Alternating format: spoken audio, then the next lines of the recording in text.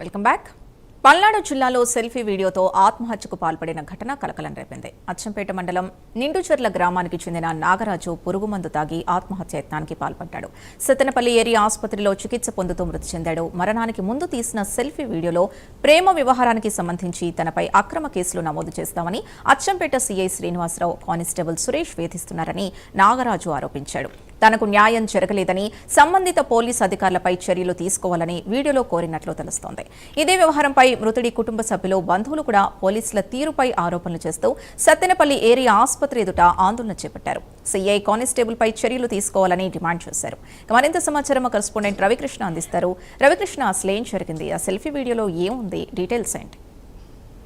అంటే ఏదైతే ఈ అచ్చంపేట మండలానికి నిండుచెర్ల గ్రామానికి సంబంధించినటువంటి నాగరాజు అనే వ్యక్తి అయితే మాత్రం ఈ రోజు అతను ఆత్మహత్య చేసుకున్నాడు. ఆత్మహత్య చేసుకోబోయే ముందు అయితే మాత్రం ఒక సెల్ఫీ వీడియో అయితే రిలీజ్ చేశాడు. దీనికి ప్రధాన కారణం, తను ఆత్మహత్య చేసుకోవడానికి ప్రధాన కారణం అక్కడ ఉన్నటువంటి పోలీస్ ఆఫీసర్ సిఐ అయినటువంటి అచ్చంపేట సిఐ అయినటువంటి శ్రీనివాసరావు, అదే విధంగా కూడా అక్కడ కానిస్టేబుల్ గా ఉన్నటువంటి మహేష్ తమను వేధించారని చెప్తున్నాడు. అసలు కారణం ఏంటంటే అదే గ్రామానికి సంబంధించి, నిండుచెర్ల గ్రామానికి సంబంధించి ఒక ప్రేమికులు ఉన్నారు. వాళ్ళ ప్రేమికులు ఊరు నుంచి వెళ్లిపోయి వివాహం చేసుకున్నారు. వివాహం చేసుకున్నటువంటి సందర్భంలో ఈ ఎవరైతే ఈ యువకుడు ఉన్నాడో, యువకుడు తరపున ఈ నాగరాజు ఈ వ్యవహారం మొత్తం నడిపాడు. అతనికి కావాల్సినటువంటి ఫైనాన్షియల్ సపోర్ట్ కూడా ఈ నాగరాజు అనే వ్యక్తి ఇచ్చాడు అనేటువంటి ఒక రూమర్ అయితే స్ప్రెడ్ అయినటువంటి నేపథ్యంలో గ్రామానికి సంబంధించి, ఆ యువతకు సంబంధించిన బంధువులు అయితే మాత్రం ఆ నాగరాజుని పలుసార్లు కూడా అతని మీద దాడి చేసినట్టుగా కూడా నాగరాజు ఆ సెల్ఫీ వీడియోలో చెప్పడం జరిగింది. ఇదే విషయాన్ని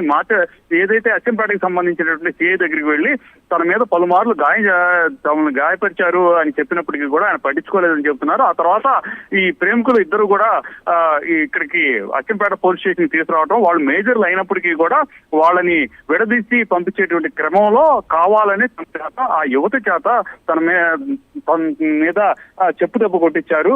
ఇది ఒక అవమానంగా ఫీల్ అయ్యాననే ఆయన చెప్పాడు. ఆ తర్వాత తన కుటుంబాన్ని టార్గెట్ చేశారు, అక్కడున్న యువతకు సంబంధించినటువంటి బంధువులని చెప్తూ ఉన్నాడు. ఈ సందర్భంలో మొన్న రాత్రి అయితే మాత్రం ఈ ఎవరైతే నాగరాజు ఉన్నారో, నాగరాజుకు సంబంధించినటువంటి తండ్రిని మీద కూడా దాడి చేశారు.